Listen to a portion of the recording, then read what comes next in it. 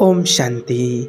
दूसरों की तरक्की देखकर जिन लोगों को ईर्ष्या होती है, जानिए ऐसे लोगों के साथ क्या होता है। आज ऐसे बहुत लोग हैं जिनको दूसरे की तरक्की से ईर्ष्या होती है, जलन होती है और कई लोग तो कहते भी हैं, कमेंट में किसी ने कहा है कि क्या करें, दूसरों की तरक्की को ईर्ष्या होती है, क्या करें, इसको कैसे दूर करें। पहली बात तो देखिए, आपके लिए बता दें कि जिस चीज़ को देखकर अगर आपको दूसरों की चीज़ों को देख कर के ईर्ष्या हो रही है, तो वो चीज़ आपको जीवन में कभी नहीं मिलेगी। ये बात आज आप कान खोल कर के सुन लेना। यदि वो चीज़ आपके पास है और वो ही दूसरे के पास है और उसको देख कर के अगर आपको ईर्ष्या हो रही है, जलन हो रही है, आपको जेलसी हो रही है, तो धीरे-धीरे करके वो आपके यहाँ से वो चीज़ चली जाएगी और आपके पास वो कभी लौट कर के नहीं आएगी।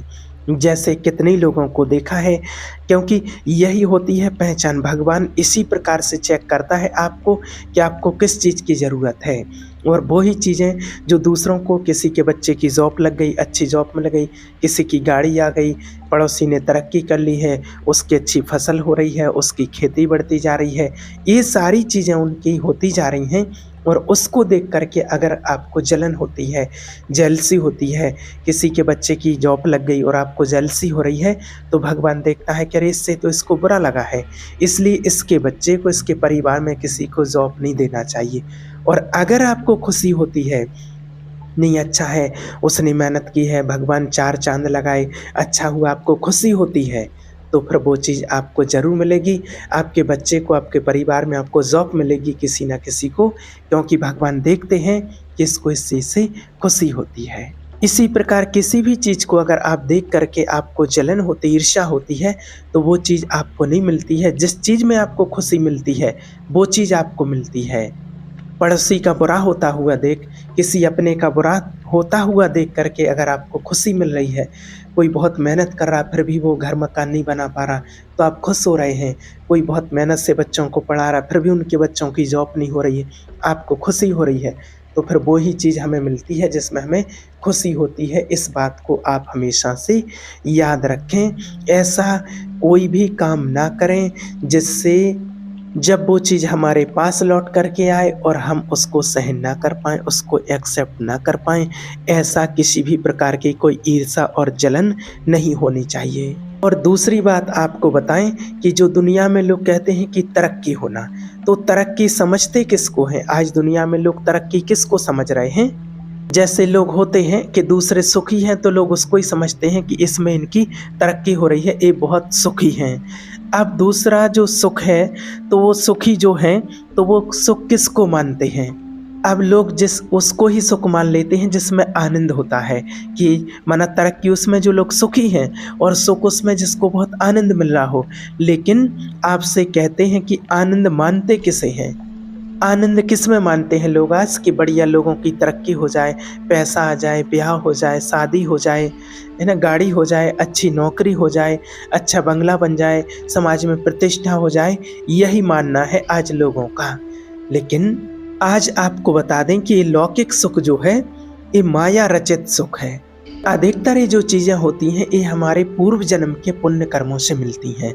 जो पूर्व जन्म में आप पुण्य कर्म करके आए हैं, आपने अच्छे कर्म किए हैं, अच्छी तपस्या की है, भगवान का ध्यान किया है, तो आपकी बुद्धि वैसे ही प्रवीण होती चली जाएगी और वैसे ही आपकी पढ़ाई लिखाई में बुद्धि प्रवीणता होती चली जाएगी और वैसे ही उसके अनुसार ही आपको सुविधाएं मिलती चली जाएंगी।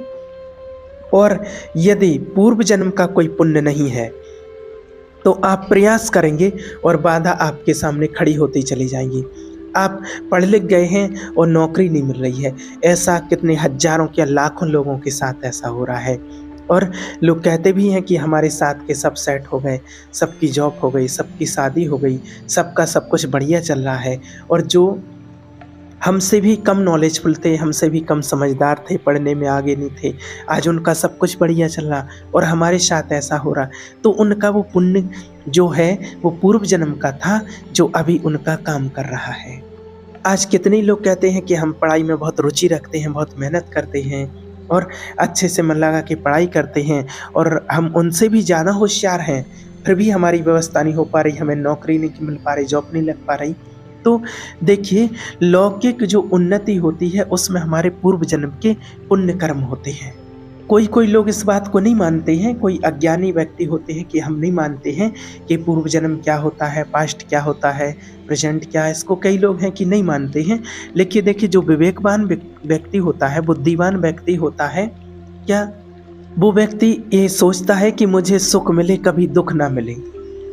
कोई सब चाह रहे हैं ना इस बात के लिए। ऐसा कौन चाहता होगा कि मुझे दुख मिले? हमेशा सब यही चाहते हैं, इसी प्रयास में रहते हैं कि मुझे हमेशा सुख ही सुख मिले। बुद्धिमान, विवेकशील हर व्यक्ति यही सोचता है कि कभी दुख ना मिले।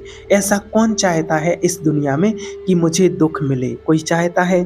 कोई भी नहीं। कोई चाहता नहीं है कि मुझे दुख मिले, लेकिन उसके बावजूद भी व्यक्ति को दुख मिल रहा। तो ये दुख मिल कहाँ से रहा? ये उसका कर्म है, ये उसका पूर्व का कर्म है या अभी का कर्म है जो दुख मिल रहा है। बस यही आध्यात्मिक हमको समझाता है कि आप आए हुए दुख सुख को धैर्य पूर्वक, बुद्धिमानी से इससे बच करके इससे निकल जाओ। और परमात्मा का ध्यान ऐसी चीज है, परमात्मा का नाम जप करना और परमात्मा का सत्संग सुनना, परमात्मा की वाणी सुनना, उसका चिंतन करना, मुरली सुनना, उसका चिंतन करना और हर आत्मा के अंदर एक शुभ भावना रखते हुए, शुभ भावना देखते हुए कि सबका कल्याण हो। इस प्रकार की भावना रखते हुए, इस प्रकार से अगर आप चलते हैं तो आपके सामने जो बाधाएं आ रही हैं, तो जब आप ध्यान करते हैं, परमात्मा का मेडिटेशन नाम जप करते हैं, तो आपके सामने जो बाधाएं आएंगी, उन बाधाओं को ये चीज़ कम करते हुए और आपको आगे बढ़ा देगी। और ये बात किसी को पता नहीं है, और ये बात उस व्यक्ति को भी पता नहीं है जिनको इस दुनिया की सामग्री मिली है, सुंदर स्त्री या सुंदर पति या गाड़ी, रुपया, पैसा, बंगला, जिसको देख करके आप सोच रहे हैं, जिसको देख करके आप ललचा रहे हैं कि मेरे पास भी ऐसा होता। लेकिन जिस व्यक्ति के पास ये सारी चीज़ें हैं, उस व्यक्ति को भी आज दुख है। वो भी जो आप सोच रहे हैं कि मेरे पास जॉब होती, उसकी जॉब नहीं है तो मैं बहुत खुश होता। लेकिन जॉब करने वालों से भी पूछ लो कि क्या वो खुश हैं। कई लोग सोचते हैं कि हमारी अभी तक शादी नहीं हुई, जिनकी शादी हो गई वो बहुत खुश हैं। तो जिनकी हो गई है उनसे पूछ लो कि वो कितने खुश हैं। कई लोग सोचते हमारे बच्चे नहीं हैं, उनके बच्चे हो गए हैं, अब वो कितने खुश होंगे, तो वो उनसे पूछ लें कि कितने खुश हैं। आज बहुत सारे सवाल इस टाइप के आते हैं, इसलिए आज आपको थोड़ा इसके लिए विस्तार से बता रहे हैं कि जिन लोगों को आप सोच रहे हैं कि मेरा पड़ोसी, मेरी बहन, मेरा भाई, मेरा फलाना वो बहुत सुखी हैं, मेरे रिश्तेदार वो बहुत सुखी हैं, आपको देखने में लग रहा है, तो एक बार आप उनसे पूछ लीजिए कि वो कितने सुखी हैं। चाहे आज किसी की 1 लाख रुपए सैलरी हो, 10 लाख रुपए सैलरी हो, 50-50 लाख रुपया लोग कमा रहे हैं महीने के, जो लोग समझते हैं कि वो बहुत तरक्की कर रहे हैं, बहुत खुश हैं। तो आप तरक्की मान किसको रहे हैं? ये नाशवान, जो यहाँ की इस दुनिया की जो चीज़ें नाशवान हैं, जिनमें लोग फंसे हैं, जिनके पास से बहुत ज़्यादा ऐशो आराम, शोहरत है, और उसको आप मान रहे हैं कि उनकी तरक्की हो रही है, वो सुखी हैं। तो एक बार आप उनसे पूछ लीजिए कि वो कितने सुखी हैं। रातों को नींद नहीं आती है, 56 भोजन की थाली सजी हुई सामने है, भूख नहीं है, क्या क्या टेंशन, चिंताएं लगी हुई हैं। आप खुद उनसे पूछ लीजिए तो आपको समझ में आ जाएगा कि वो कितने सुखी हैं। लेकिन लोगों का बस धन दौलत, पैसा, गाड़ी घोड़ा, पद पोजीशन, ये देख करके हमें लगता है कि वो बहुत तरक्की कर रहे हैं। ये उनकी वास्तविक तरक्की नहीं है। वो लोग भी तृष्णा से युक्त, भय से युक्त होते हैं, और वो मृत्यु से भी भयभीत होते हैं। तो कहाँ सुख हुआ फिर उनको? जो अशांत है वो कहाँ से सुखी है? वो किसी और को देख रहा है, आप उनको देख रहे हैं, तो वो किसी और को देख रहा है, और वो किसी और को देख रहा है। जैसे मान लीजिए कि एक गांव का एक पंच होता है, वो सोचता है कि मैं इस बार सरपंच बन जाऊं। जो पंच होता है, मेंबर कहीं बोलते हैं जिसको, वो सोचता है कि मैं सरपंच बन जाऊं। और जो सरपंच होता है वो सोचता है कि मैं जिला सदस्य बन जाऊं। और जो जिला सदस्य होता है वो सोचता है मैं जिला अध्यक्ष बन जाऊं। और जो जिला अध्यक्ष होता है वो, और ऐसे उसकी मनोकामनाएं तो बढ़ती जाती हैं। कोई विधायक, कोई सांसद, कोई मंत्री, कोई मुख्यमंत्री, कोई तमाम चीज़ें, वो किसी और ऊपर लगा हुआ है, वो उसको देख रहा है। और ऐसा शायद आप लोग मिले हों, लेकिन यहाँ हमने बहुत लोगों से मिल के देखा है और बहुत लोग बताते भी हैं और ऐसे-ऐसे कि बस इतना हो गया है, अब ये हो जाए, अब ये हो जाए, अब ये हो जाए। बस ये चल रहा दुनिया में और समझो कि बिल्कुल राक्षसी वृत्ति है। शराब पीना और बहुत से व्यभिचार आदि प्रवृत्तियाँ करना और उससे लोग सुख मान रहे हैं।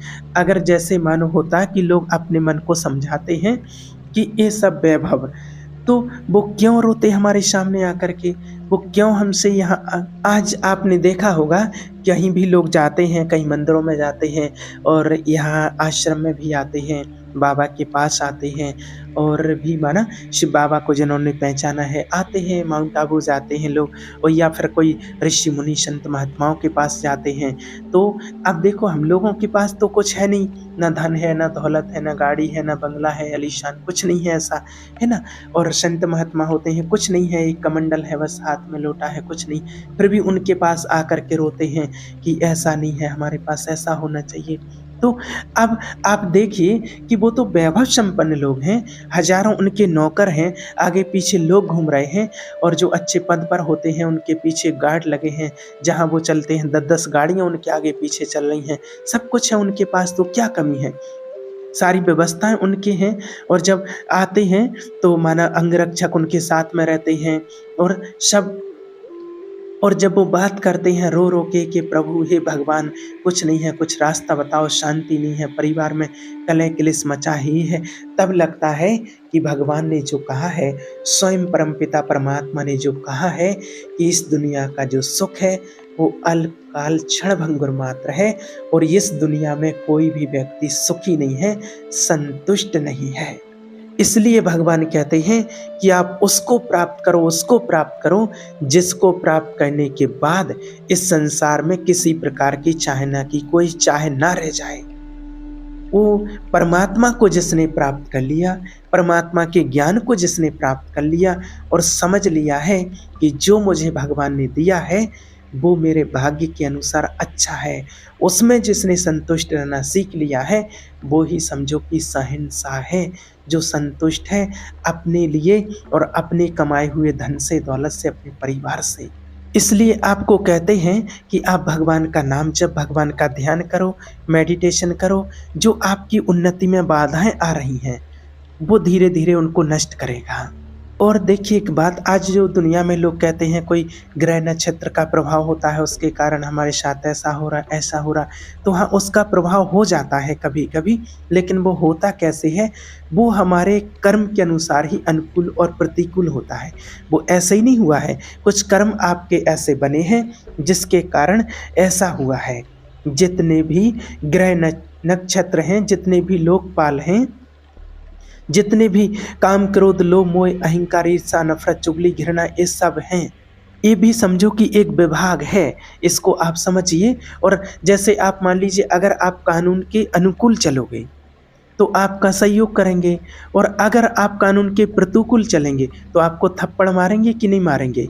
तो जितने भी आप जो भी ये नक्षत्र, ग्रह, ये सब कुछ जो भी बताते हैं, जितने विनायक शुभ अशुभ होते हैं, और जब आप भगवान का साथ चलते, भगवान का साथ लेकर चलते हो, भगवान का ध्यान करते हो, मेडिटेशन करते हो, परमात्मा की वाणी सुनते हो, तो सब वो चाहे कोई ग्रह कैसा भी बैठे हो, किसी प्रकार से भी हो, लेकिन आपका कोई कुछ नहीं बिगाड़ सकता है।